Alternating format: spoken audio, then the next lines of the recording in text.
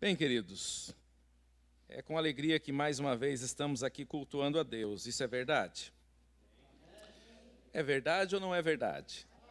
Amém? É com alegria que estamos aqui adorando a Deus? Precisa ser, né? Hoje, queridos, nós temos uma proposta para essa noite. Vamos ter um ato de fé também nesta noite. Quantos estiveram aqui, tem alguém aqui que está aqui agora à noite e esteve na tarde da bênção? Dá um sinal assim com a mão. Temos alguém? Não, né? Todo o público é da noite da bênção. Temos algum visitante conosco hoje? Tem alguém que está nos visitando? Temos ali. Seja bem-vindo, querido. Lá. Já estou quase considerando você nossa, porque faz algumas campanhas que você está conosco, né? Aonde mais? Mais alguém? Dá um sinalzinho assim com a mão. Sejam bem-vindos, voltem sempre. Em momentos assim, nós lhes daríamos um abraço, mas o momento agora não está permitindo. Mas pela fé, se sintam abraçados, tá? Deus abençoe. Vamos abrir a nossa Bíblia, queridos, em Hebreus capítulo de número 12. Como eu disse, hoje nós temos uma proposta para essa noite. A gente sempre está... Com toda certeza, todos aqueles que ministram, que pregam, que louvam, que têm a responsabilidade de estar aqui dividindo, né? Ou ouvindo a voz de Deus para transmitir aquilo que Deus quer falar conosco, a gente começa a passear pelas Escrituras, pelas possibilidades, e a gente vai navegando neste oceano do Espírito para entender o momento, para entender aquilo que Deus está querendo falar conosco.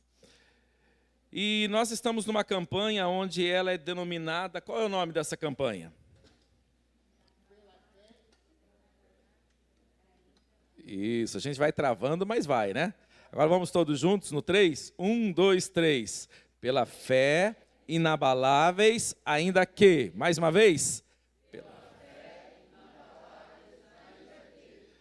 Então, queridos, essa campanha ela nasceu, nós assim cremos, a partir de um clamor de Deus para o momento que estamos vivendo. Nós estamos vivendo um momento que acho que já está ficando até clichê, né? Todas as vezes a gente falar do Covid, da pandemia e etc. Tanto que às vezes a gente está até evitando de ficar falando tanto nessas coisas, porque já ouvimos tanto disso o tempo todo, né? Onde estamos... que aí acaba que nós precisamos ouvir coisas novas. Mas no meio desse barulho todo, a gente começa a perceber uma ação na igreja ou nos crentes, principalmente na igreja, né? E consequentemente, os cristãos, os crentes, como você preferir se denominar. E isso traz ao nosso coração alguns questionamentos. E, ao mesmo tempo, é tempo de a gente proclamar e a gente... realmente mostrar quem somos, que fé é essa nossa. E é disso que nasce esta campanha, para que a gente diga aquilo que a Bíblia diz a nosso respeito, que o justo viverá pela fé. Então, se vivemos pela fé e as coisas se conquistam pela fé, a fé é o agente que nos ajuda a atravessar toda e qualquer circunstância. Toda e qualquer circunstância inclui também momentos de pandemia. Então, por isso que nós, diante disso, temos aí praticamente um pleonasmo, né? Subir para cima, descer para baixo, e fé inabalável parece isso. Porque a fé, na proposta de Deus, ela é inabalável. Ponto. Agora, a gente sabe que existem expressões de fé, e que as pessoas vivem algumas expressões de fé. E a gente quer um pouco pensar sobre isso. E essa fé inabalável aí, ela propõe essa expressão de Abacuque, ainda que. O ainda que pode ser qualquer uma das possibilidades que estamos enfrentando aqui. Dos testemunhos que já ouvimos de pessoas que precisam de uma porta de emprego, que se abra em meio deste caos, de pessoas que precisam de cura, de pessoas que estão passando por alguma enfermidade, de pessoas que têm crises familiares, problemas dentro de casa e precisam de uma solução dentro de casa, problemas com o filho, problema com o cônjuge, e tantas outras causas jurídicas e etc, e etc. E esses são os ainda quês da vida, que aparecem e a gente precisa responder de alguma maneira. E aí, queridos, no meio desses turbilhões, as pessoas respondem cada um à sua maneira. Alguns, infelizmente, parece que nesses momentos de confronto, eles, como é que eu diria, na palavra mais amena possível, eles se enfraquecem, eles não resistem. Alguns abandonam, outros esfriam, outros desanimam e assim por diante. Mas glória a Deus, que existe uma igreja que ela permanece firme e inabalável. Você faz parte desta igreja? Amém? E é desta igreja que a gente precisa fazer parte. Porque quando as situações vêm, é a hora que a música precisa se tornar em prática de vida. É a hora onde o versículo decorado precisa ser praticado. Porque é bonito pregar, é bonito falar, mas na hora que a situação chega, na minha casa e na sua casa, é a hora que a gente precisa agir. Eu falei na quinta-feira que parece que na hora que os problemas vêm, eles realmente vêm como foi dito agora, no plural. Eles não vêm sozinhos. Parece que eles se encontram no meio do caminho e falam, vamos todos lá para a casa de alguém, né? E chega um e chega outro, praticamente na mesma proporção do que aconteceu com Jó. E parece que quando uma coisa ruim acontece, outra acontece, vem outra e acontece. E às vezes a gente se sente exatamente como Jó. Deus nos provando e apostando em nós, e o adversário dizendo, agora eu derrubo, agora para de louvar, agora vai parar, agora vai recuar. Mas nós estamos aqui para dizer que ainda que, ou indiferente da situação, nós somos movidos pela fé, continuamos acreditando, e a nossa esperança não morreu, ela continua viva, como vivo está o nosso Senhor, aleluia. Pelo menos assim precisa ser a igreja do Senhor. E é em cima disso que a gente hoje quer pensar sobre uma proposta, como que uma fé genuína, verdadeira, aonde ela tem origem, como que ela nasce, da onde ela vem. Porque a gente vendo tantas expressões de fé, você pode ter experiências extraordinárias, queridos, na sua vida. Posso estar falando com gente que foi curada em estado terminal aqui dentro. Eu posso falar em histórias que foram verdadeiras tragédias. E no meio dessa tragédia o Senhor te alcançou e mudou a sua história. Mas eu não quero decepcioná-lo, apenas reforçar uma coisa. Esta não é a origem fundamental da sua fé. Essas coisas elas te convidam para que você conheça a origem real da fé. E é sobre isso que a gente vai falar hoje. Hebreus capítulo 12, versículo 1 e 2. Logo após o capítulo 11, né, onde a gente tem a galeria dos heróis da fé, e o que praticamente melhor traduz a fé, vai para o capítulo 11, que você vai ver, comer, se alimentar, entender um pouco mais sobre fé. E o capítulo 12 diz assim, quem encontrou, diga amém. Quem não encontrou, diga volta logo, escola dominical. Ela já voltou, para algumas classes já voltou, tá? Para aqueles que sentem sede da escola dominical, tem o culto dominical também, se a sua classe não voltou ainda. Então, Hebreus capítulo 12, versículo 1 diz, portanto também nós, uma vez que estamos rodeados por uma tão grande nuvem de testemunhas, livremo-nos de tudo que nos atrapalha e do pecado que nos envolve, e corramos com perseverança a corrida que nos é proposta, tendo os olhos fitos em Jesus. Tendo os olhos fitos em? Jesus. Tendo os olhos fitos em? Jesus. O autor e consumador da nossa fé. Ele, pela alegria que lhe fora proposta, suportou a cruz, desprezando a vergonha, e assentou-se à direita do trono de Deus. Amém, queridos? E em cima desses versículos eu quero trabalhar com vocês hoje sobre sem comunhão com Deus não existe fé inabalável. Sem comunhão com Deus não existe fé inabalável. Pode até ser que alguém que ainda não tenha comunhão com Deus expresse alguma fé, viva alguma experiência de fé, mas ainda não é a fé proposta por Deus. Ainda não é a fé inabalável. Ainda não é a fé que Deus tem como proposta para a nossa vida. Então, queridos, acima das experiências que vivemos, a gente precisa entender, conhecer e viver a verdadeira fé. E a gente vai falar mais sobre isso na sequência. Então, em primeiro lugar, queridos, o que nós percebemos aqui no versículo de número 2 é que Jesus é o autor e é também o consumador da nossa fé. E para isso nós teríamos uma pergunta nessa noite. Qual é a origem da sua fé? Qual é a base da sua fé? Qual é ou onde está firmada a sua fé? E aqui a gente repete o que a gente já disse. Talvez você esteja agora respondendo na sua mente, eu tive uma experiência maravilhosa, lá em 1900 e tanto, aconteceu isso na minha vida. Queridos, isso daí foi apenas um chamariz de Deus te chamando para algo maior que Ele tem para revelar para mim e para você. Não é exatamente a essência da fé. A essência da fé, ela vai passar pela compreensão que fé real, ela foi originada por Jesus. Ela não é uma qualidade sua exatamente. Não, eu sou uma pessoa de fé porque minha família é de fé, isso lá em casa todo mundo tem fé, fé é uma coisa natural, para mim eu recebi, sei lá porquê, mas eu tenho fé.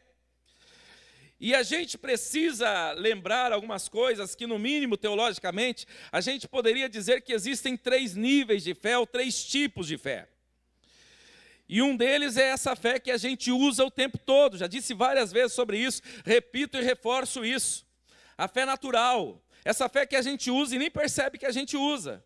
Você veio para o culto e quem sabe você disse para alguém que ficou em casa ou para alguma outra pessoa que depois do culto você estaria em casa novamente. Quem garante que você vai chegar em casa? Quem garante que você pode chegar em casa? Aquela fé que quando eu vou me alimentar, eu não fico ali olhando para o prato imaginando, vai que aconteceu alguma coisa, que tem veneno aqui dentro, que essa comida vai fazer isso, vai fazer aquilo, vou acabar comendo essa picanha, vou sofrer um infarte aqui, esse açúcar aqui, a diabetes vai, e a gente começa a pensar, não, a gente não olha dessa maneira. E às vezes a nossa fé que a gente usa para essas coisas parece até demais, que a gente desafia a morte o tempo todo, acreditando que aquilo que estamos comendo não nos fará mal. E alguns até arriscam demais. O médico diz, não faça, ele vai lá e continua fazendo ainda. Mas é uma fé natural, você usa o tempo todo, dizendo que coisas vão acontecer, mas como é que você sabe? Porque o ônibus passa aqui sempre, mas quem garante que ele vai passar aqui hoje? Quem garante que isso vai acontecer hoje novamente? Muita gente pensou que faria alguma coisa que já não está mais entre nós. Planos ficam pelo meio do caminho. Na fé ele acreditou que faria, mas não aconteceu. Mas essa é a fé natural. E temos a fé dom, aquela que você recebe de forma especial, que você já pisa em coisas diferentes, coisa que outros não conseguem muitas vezes pisar. E temos a fé sobrenatural, que é a fé onde a gente consegue pisar e viver as coisas sobrenaturais de Deus. Isso é para pensar um pouquinho sobre alguns níveis de fé que a gente pode viver. Mas a palavra de Deus também nos revela algumas outras expressões de fé. Agora, para que a gente comece a fazer um diagnóstico da nossa fé, a primeira pergunta da noite foi essa: qual é a base da sua fé? Então, se Jesus é o autor da sua fé, e se Ele consuma essa fé em você, queridos, então a nossa fé não está condicionada em sermos abençoados ou não sermos abençoados. Ela está além disso. Pode ser que Deus te dê um grande milagre, e geralmente Ele faz isso o tempo todo, e faz até coisas que a gente nem percebe. Mas a minha fé não está embasada nisso. Você entende isso, queridos? A minha fé não está apenas naquilo que eu recebo ou não recebo. Não é essa a condição. Nós oramos e acreditamos em curas, mas se Deus não curar, Ele continua sendo. E aí eu quero acreditar que você está no nível hard. Sabe qual que é o nível maior? Não é nem só entender que Ele é o seu Deus. Para você o nível hard, para mim o nível hard. Pessoal, o nível maior, o nível mais alto é entender que além de Ele ser Deus, Ele é meu Deus. Porque às vezes a gente entende Deus como Deus sendo Deus. Deus dos outros, Deus do pastor, Deus dos presbíteros, da igreja, de alguém, mas Ele é meu, Ele é seu Deus, Ele realmente tem a minha vida é dEle. Então, queridos, como base, nós queremos pensar hoje como vai essa comunhão para que a gente tenha um resultado de fé, a partir desse relacionamento com Deus. Isso vai além de você receber o seu milagre, ou não recebê-lo. Porque tem gente, queridos, que parece que vive de milagre em milagre. E parece que tem que viver de problema em problema. Porque quando as coisas vão bem, parece que ele abandona Deus. Ele vive uma vida fria, distante de Deus, afastado de Deus, e não percebe isso. Mas vamos continuar, queridos. A primeira característica para que a gente tenha uma vida assim, nessa proposta de Deus, com comunhão, e isso expressar a verdadeira fé, a primeira coisa que nós precisamos entender, queridos, é que a fé, ela pode ser falsificada. Então nós precisamos viver a verdadeira fé. Então a primeira coisa que a gente precisa aguçar os nossos sentidos é cuidado com a fé falsificada. Em 2 Timóteo, capítulo 1 ao versículo 8, o apóstolo Paulo está dando algumas recomendações a Timóteo, o seu filho na fé. E no versículo de número 5, ele diz assim, olha, não viva a fé falsificada. Ou seja, em outras expressões, Paulo está dizendo que existe uma fé, então que ela pode ser uma fé falsificada. Se a gente olhar algumas expressões de alguns personagens bíblicos, ou de algumas passagens bíblicas, eles acreditavam que estavam vivendo uma fé verdadeira.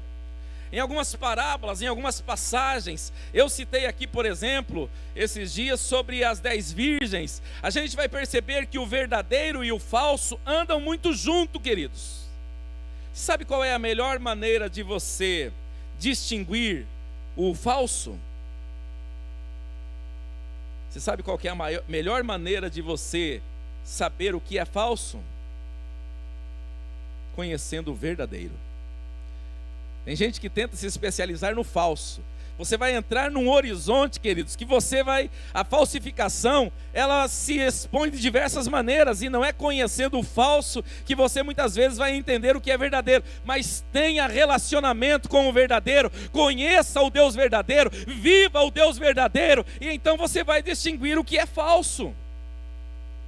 Então você precisa conhecer a fé verdadeira. Romanos capítulo 10 e versículo 17 fala que a origem desta fé verdadeira, ela tem origem na palavra, porque a palavra de Deus é ela que produz a fé. E cuidado, queridos, porque quem pensa diferente disso, às vezes é movido por quê? Por movimentos. Aí, porque o fulano foi curado, porque ele recebeu um milagre, porque ele recebeu alguma coisa, ele pensa que a verdadeira expressão de fé está através daquilo que o fulano fazia, com o ciclano fazia, com o que alguém fazia. Por quê? Porque elas estão relativizando isso na medida de resultados aqui dessa terra. Quando na realidade, queridos, a fé, ela começa por ouvir, e ouvir o quê? A palavra de Deus.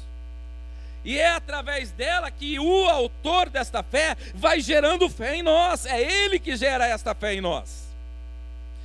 Então eu quero falar com você que quem sabe está aqui hoje dizendo: Senhor, eu preciso de mais fé, eu não estou conseguindo acreditar, eu estou vivendo limitadamente, eu preciso melhorar a minha fé. Então o convite do Senhor é: se alimente mais da palavra, conheça mais a palavra, conheça mais a proposta de Deus, viva mais a fé genuína e verdadeira através da palavra, para que a falsa não esteja nos engodando no meio do caminho. Queridos, quando a gente citou, por exemplo, as 10 virgens, a gente vai olhar ali uma parábola que quem contou ela foi Jesus. E a parábola ali é praticamente toda idêntica. Só tem um fator de diferença. E aquele um fator de diferença foi o resultado. Colocou todo o resultado em risco. É fácil manter a virgindade? Elas eram virgens. Elas tinham roupas adequadas. Elas esperavam o noivo. Elas ouviam a voz do noivo. Tem gente que já há muito tempo não ouve. Elas estavam com lamparinas acesas, elas tinham óleo na lamparina, elas tinham lamparina, elas tinham tudo em comum. Dormiram junto, tudo em comum. Tinha um fator apenas: elas não tinham, as loucas não tinham óleo reserva.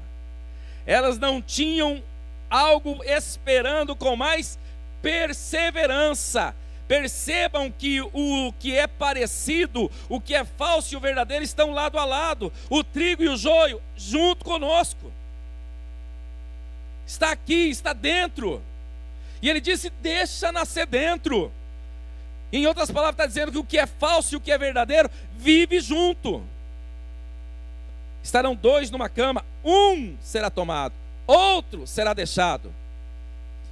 Só Deus sabe exatamente qual é a expressão de fé que nós estamos vivendo, mas nós precisamos se preocupar com a qualidade da nossa fé. Quer colocar qualidade na sua fé? O que nós ouvimos de testemunho aqui é para dar um upgrade na sua fé, é para levantar a sua fé, para saber que Deus também age nas finanças, que Deus está provisionando mesmo nesse tempo de crise. Mas mais importante do que isso é conhecer o Deus da palavra, porque diante da palavra as possibilidades são infinitas e Deus continua agindo, fortalecendo, avivando, animando, e o nome dele é glorificado quando nós vivemos a palavra de Deus. Aleluia.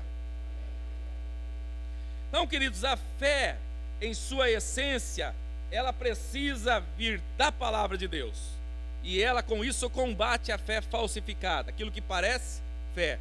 Tinha uma propaganda no passado que acho que o Márcio deve lembrar, não sei se todos lembram, mas o Márcio lembra. Parece, mas não é. Parece, mas não é. Ó, rapaz, você vai ter que ceiar depois. Parece, mas não é. Tem muita coisa que parece que não é, mas cuidado com a fé falsificada.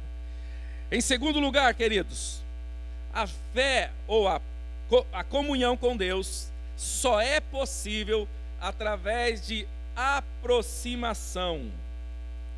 Você se aproximar de Deus. Tiago, capítulo 4, versículo 8, há uma proposta: chegai-vos a Deus, e Ele se chegará a vós. E a gente inverte isso o tempo todo, né? Tem gente esperando Deus chegar a ele, Deus tocar nele, Deus fazer, e aí ele vai reagir a Deus.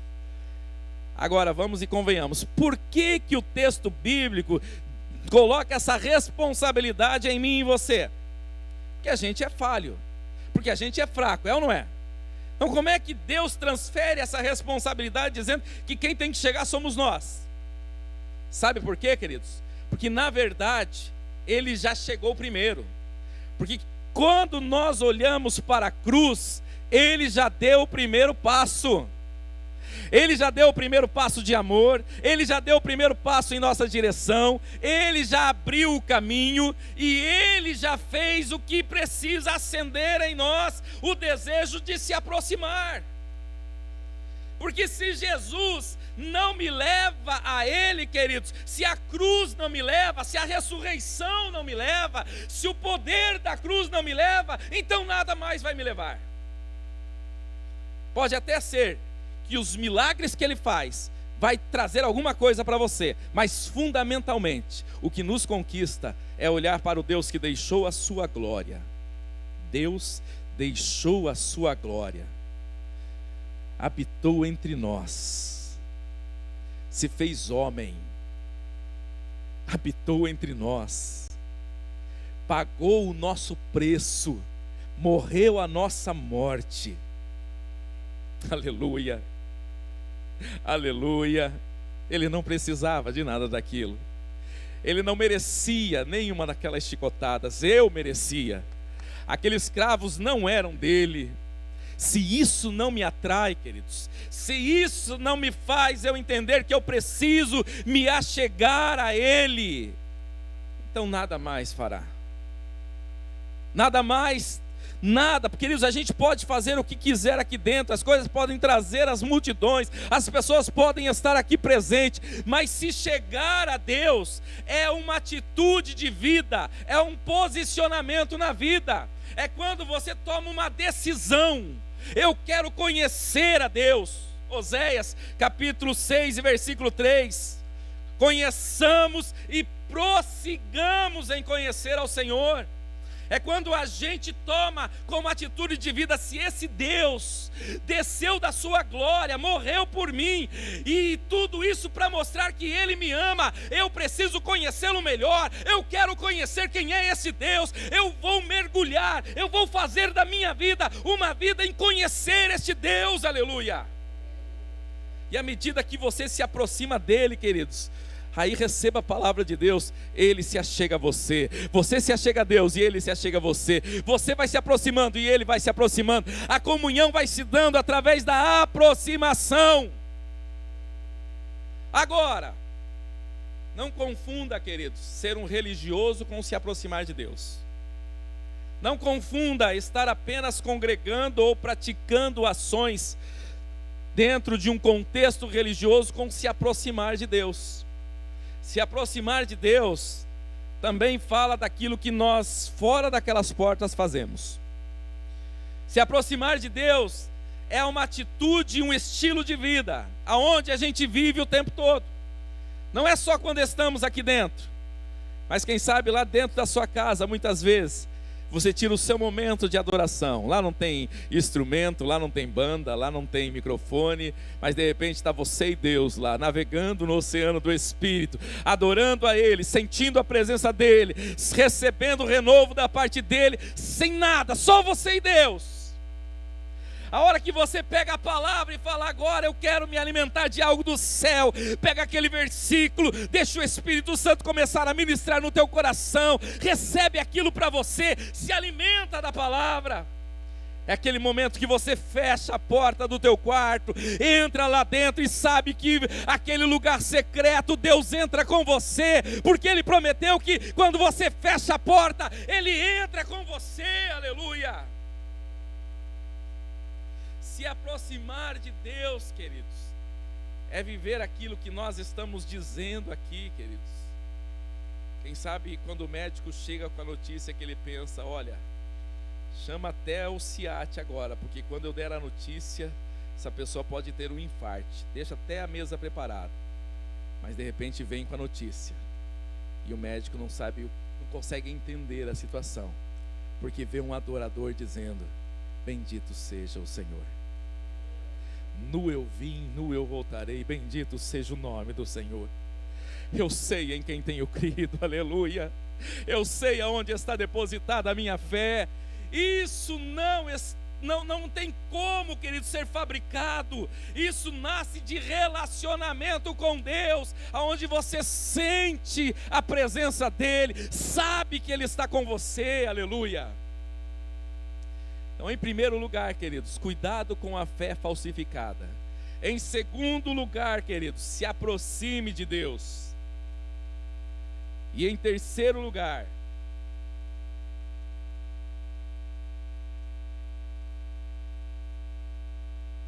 não se esqueça, queridos, que a nossa fé, ela tem origem em Jesus. Ah, pastor, eu gostava tanto daquele tempo que tinha festa, que tinha isso, que tinha aquilo. Eu gosto tanto quando tem aquele grupo de louvor, quando Atos está na igreja, aí eu sinto a graça de Deus.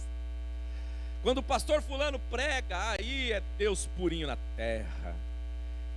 Quando o ar-condicionado está na temperatura certa, aí sim, aí é Deus purinho, é coisa do céu. Queridos, por incrível que pareça, nós temos vivido uma fé onde ela tem condições para ela ser fértil, para ela ser produtiva. E muitas vezes coisas insignificantes, elas chegam a confrontar a nossa fé. Para não dizer que às vezes algumas pessoas dão uma bamboleada na fé. É a pessoa que não foi cumprimentada e se sente agora ofendida porque o irmão não cumprimentou direito.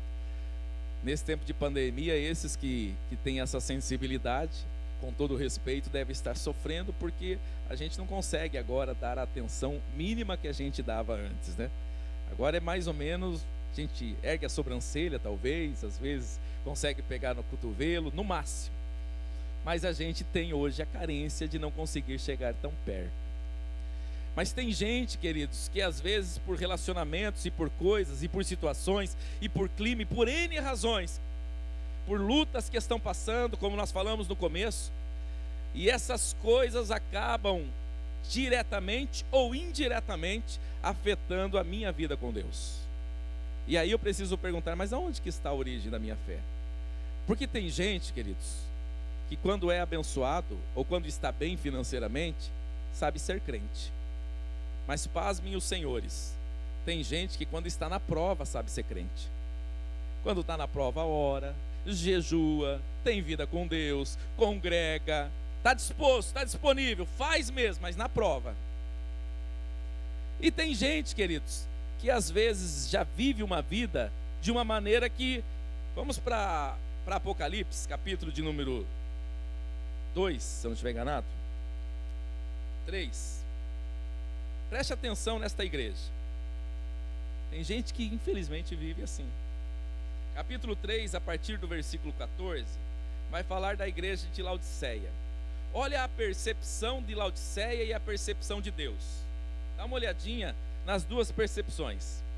A partir do versículo 15, o anjo que fala às igrejas diz assim: conheço as suas obras, sei que você não é nem frio e nem quente. Então essa é a visão de Deus. Melhor seria que você fosse frio ou quente. Assim, porque você é morno e não é frio e nem quente, estou a ponto de vomitar-te da minha boca. Agora olha a visão da igreja, deles, a visão pessoal. Você diz: eu sou rico, adquiri riqueza, não preciso de nada.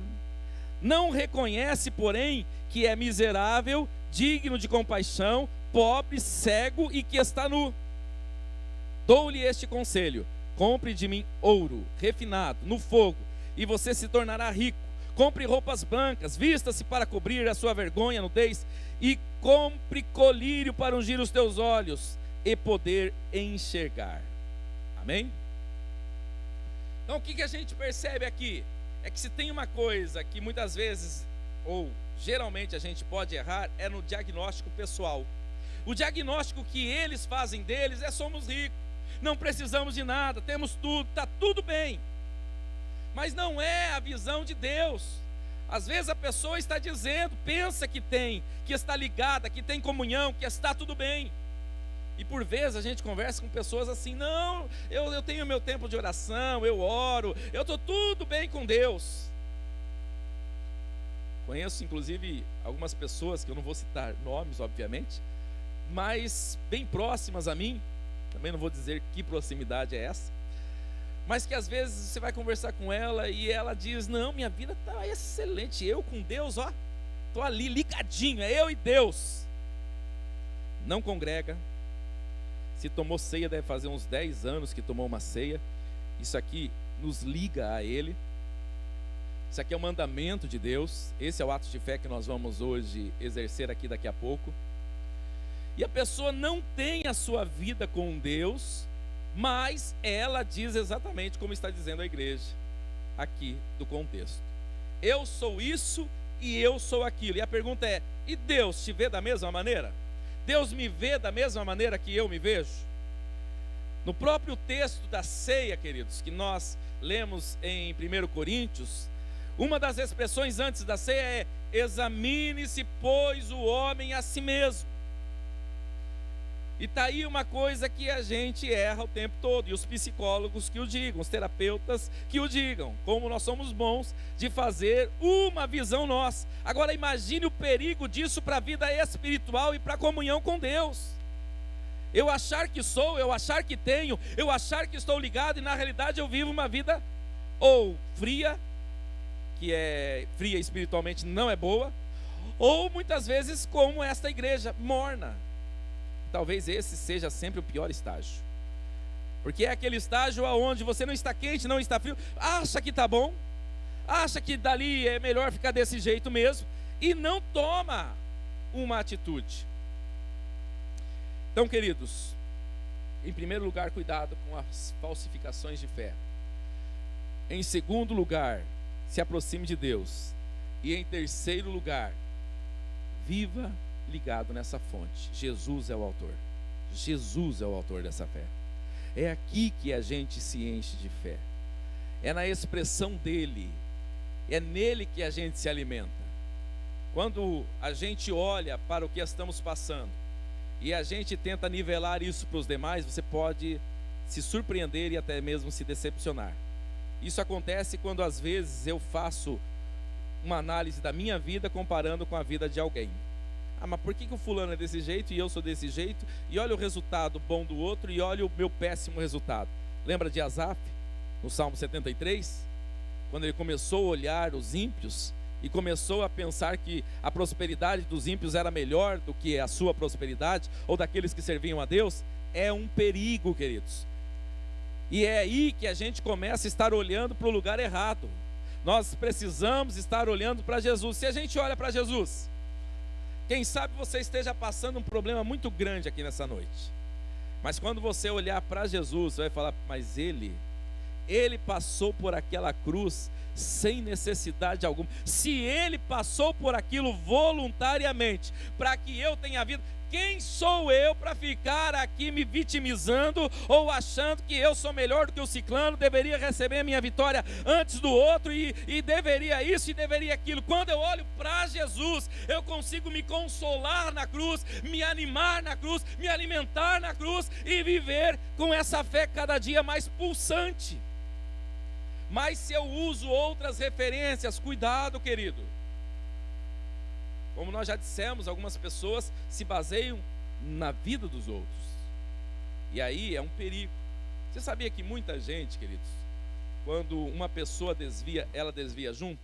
Você sabia?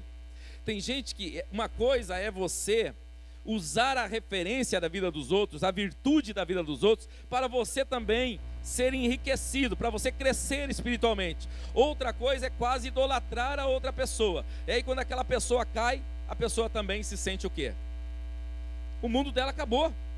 Mas o fulano pregava tão bem, o ciclano cantava tão bem, o outro orava tanto, o outro congregava tanto. E essa referência, ela é perigosa, ela é letal para a vida espiritual. Agora, se a gente olha para Jesus, ele foi fiel até o fim. Ele não parou em momento algum, ele foi como uma ovelha muda. Ele não ficou reclamando da situação, dizendo, pai, eu não mereço isso, foi eles que pecaram, o que é que eu estou fazendo aqui? Não, ele se ofereceu voluntariamente. Ele está enxergando lá na frente, e a palavra está dizendo que ele passa tudo aquilo porque ele está vendo lá na frente, hoje está olhando para nós como igreja, a conquista, aquilo que ele conquistou pelo seu sangue, para que a gente tenha vida, aleluia. E assim, se a gente olha a vida, já é um bom impulsionador para nós, ser impulsionado como Jesus. A minha história impulsionará outras histórias, assim como Jesus, aleluia. Então cuidado, queridos, quando nós não estamos olhando para Jesus. Se a gente não estiver olhando para Jesus, pode ser que o resultado da minha fé esteja condicionado ao milagre que eu recebo ou não recebo. Maior do que o milagre é aquele que opera os milagres. Maior do que a bênção é o abençoador. Só isso já deveria tirar de nós todo o louvor, toda a gratidão, todo o amor. Só disso e desta fonte deveria vir a nossa força, deveria vir esse ânimo. Mas às vezes, queridos, no meio do caminho, a gente é impulsionado por outras coisas que não é Jesus. Cuidado com isso. Vamos se colocar em pé? Se a gente fosse pensar um pouco mais, o que é Jesus ser o autor, uma dessas coisas, obviamente, a gente já falou quando a gente fala da palavra. E quando a gente fala da palavra, conhecendo a palavra, você vai ver que a vida entre irmãos, conviver entre irmãos, dizer que tem paz com Deus e não ter com o seu irmão, isso fala de comunhão com Deus ou não. Se você diz que ama a Deus e não ama o seu irmão, a gente poderia pensar nesse momento aqui, a ceia.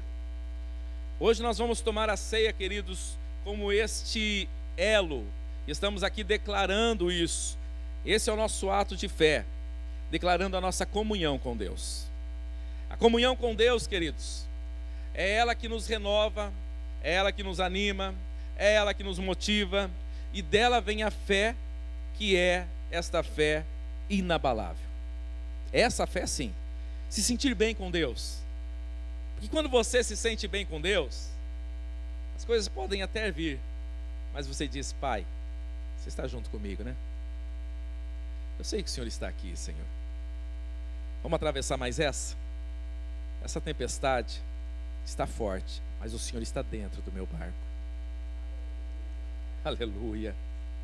A comunhão é o que nos dá segurança. A comunhão nos faz ir além. A comunhão nos faz fortes, queridos. Obviamente, a falta dela é o inverso de tudo isso. É quando a gente ora e não acredita que Deus vai ouvir. É quando a gente está presente e está ausente, falando: Deus não está me vendo. É quando a gente se vitimiza na fé, dizendo: Deus atende todo mundo, mas não me atende. A gente entra por caminhos que falta comunhão, falta entender qual é a proposta. Ela começa originalmente dizendo que todos quanto receberam a Jesus, Ele deu o poder de serem feitos filhos de Deus. Você se sente como filho aqui nessa noite? Os que se sentem como filho, queridos, não estão só procurando bênçãos, porque sabe que não se trata de bênção, se trata de herança. Você consegue entender a diferença? Você tem, está na sua conta, está depositado, é teu, Ele é contigo, e você precisa ter esta certeza. Quando a guerra espiritual está acontecendo na vida de Jó, a batalha se dá em cima de um pilar único.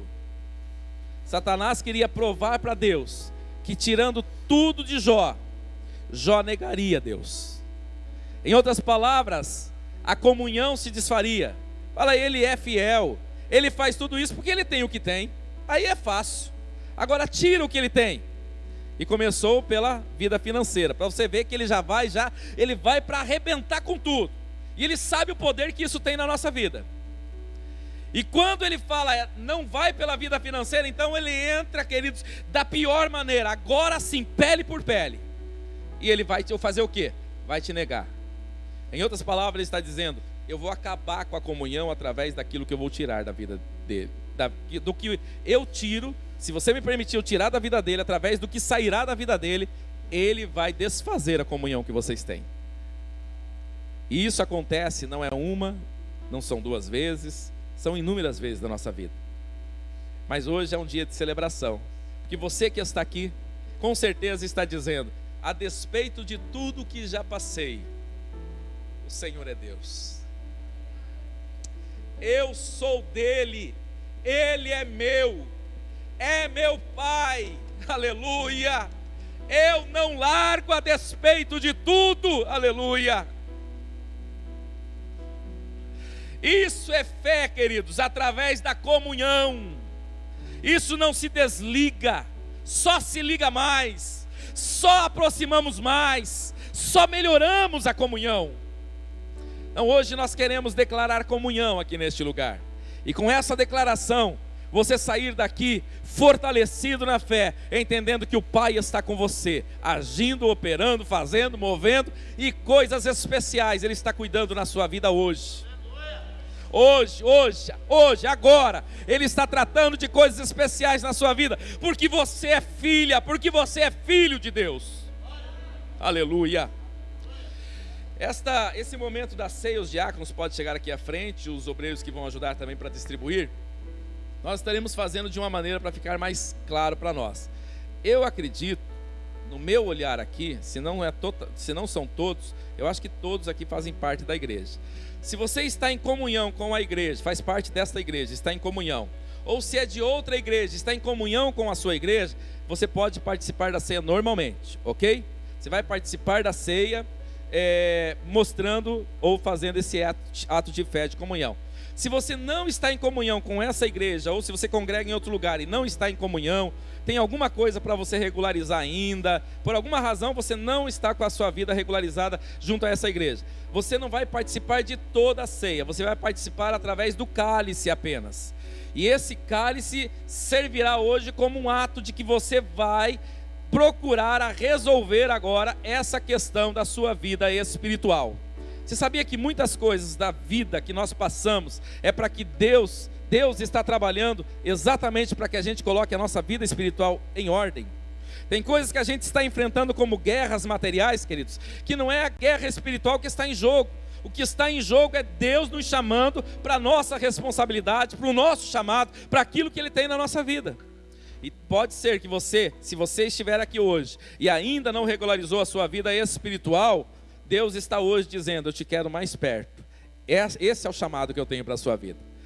E aí, para ficar mais fácil para aqueles que vão distribuir, eu vou pedir a gentileza o seguinte: aqueles que estão em comunhão com a igreja, com essa igreja ou em outra igreja, permaneçam de pé, e os obreiros vão passando, você pega a ceia, segura na mão o cálice e o pão, e nós vamos todos juntos ceiar. Aqueles que não estão ainda, a palavra é profética, entre esses dias você vai arrumar a sua vida espiritual, mas ainda você não está, então eu gostaria que você se sentasse e nós vamos facilitar para os obreiros, para eles só entregar o cálice para você. Então quem estiver sentado recebe só o cálice, quem estiver de pé recebe o pão e o cálice também, amém, queridos? Eu vou fazer a leitura bíblica e aí vocês já podem louvar para que a gente vá passando e entregando. Pastor Falteci, você pode abençoar daí a ceia logo após fazer a leitura, aproveitando que você está aqui hoje? 1 Coríntios, capítulo 11, a partir do versículo 23, diz assim: eu recebi do Senhor o que também lhes entreguei, que o Senhor Jesus, na noite em que foi traído, tomou o pão, e tendo dado graças, partiu e disse: isto é o meu corpo que é dado em favor de vocês, façam isso em memória de mim. Não é uma opção, isso aqui é uma ordem. Faça isso em memória de mim. Da mesma forma, depois da ceia, ele tomou o cálice e disse: este cálice é a nova aliança no meu sangue. Façam isso sempre que beberem em memória de mim. Porque sempre que comerem deste pão e beberem desse cálice, vocês anunciam a morte do Senhor até que ele venha. Pastor Falteci. Deus, temos diante de nós o pão e o cálice. Sim, Deus. Pão, o símbolo de todo o sofrimento do corpo, toda a dor que o Senhor sofreu no corpo. O cálice, o símbolo do sangue derramado. Aleluia. Em nosso lugar, a morte, o sangue derramado levando a morte. Aleluia. A nossa morte. Ele morreu a nossa morte para vivermos a sua vida.